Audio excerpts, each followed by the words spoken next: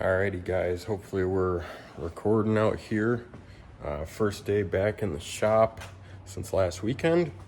And we got a couple things or one part that came in that's pretty important. And we're also gonna kick back into gear and start trying to pull this transmission out of the frame. So the first thing I wanna show you is our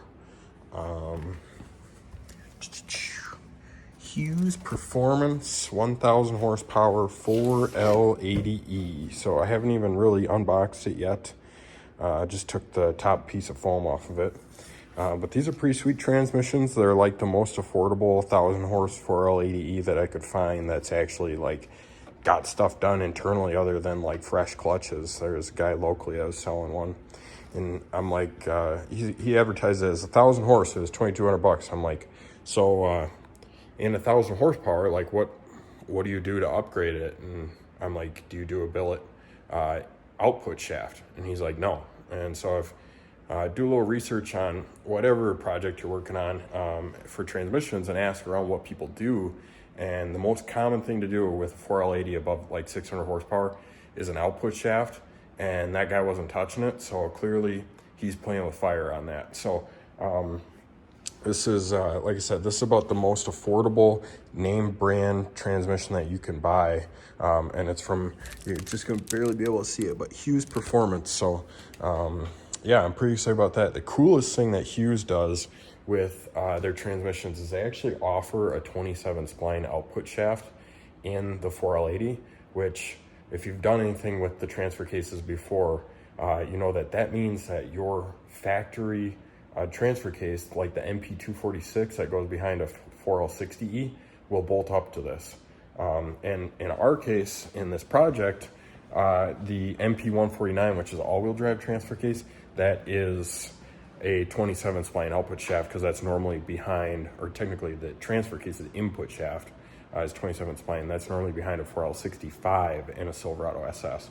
So just as if we were going to put the transfer case that was factory in this truck right there that we pulled out last episode, that's a 27 spline output shaft, so we got to have a match up factory. I think I said factory, but it's 32 splines on a normal 4L80. So if I didn't want to buy the Hughes transmission and they didn't adapt it for me, I would have had to probably run a transfer case from a 2500 HT, and they never made an all-wheel drive one. So this is the way we got to go, and I'm pretty excited about it because I think it's going to match up pretty dang sweet. So today, this is my goal right here. So transmission X-nay out of here.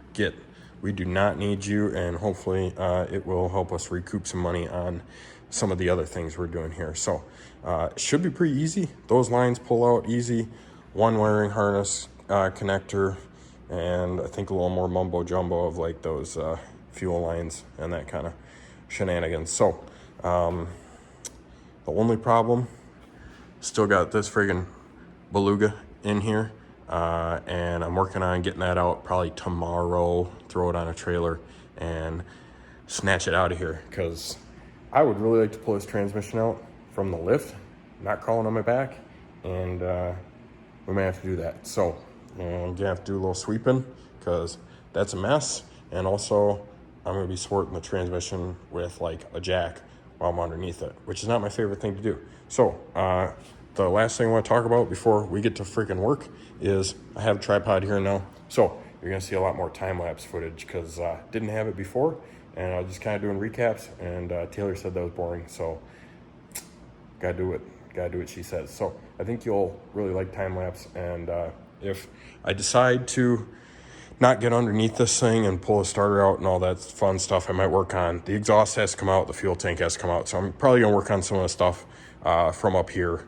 So we'll see what we work on today, but I expect a little bit of time lapse. Catch you in a minute. Alrighty, so hopefully you can see me. First step, I'm gonna pull all the lines off this transmission, get it ready to come out, and then I think I'm gonna work on, because I don't feel like crawling underneath it today. And that cab, like I said, coming out the next day or so. Then I can put this back on the lift and work on underneath it. So I think we're gonna work on the exhaust after I get the transmission free.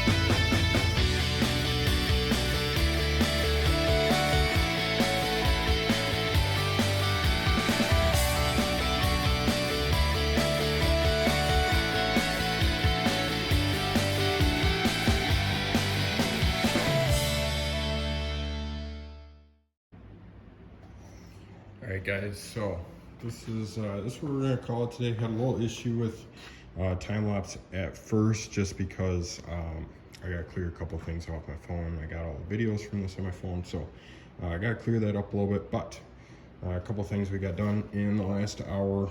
Fuel lines that I was having a heck of a time getting them out, and so I just kind of crumbled them back there and broke them, which they were pretty dang weak, and we're not using any of this anyways. So let's see, got those out. Could not get the fuel lines actually out of the little plastic connectors right there, so you know, those are gonna stay in there for now. But didn't want to waste too much time on that.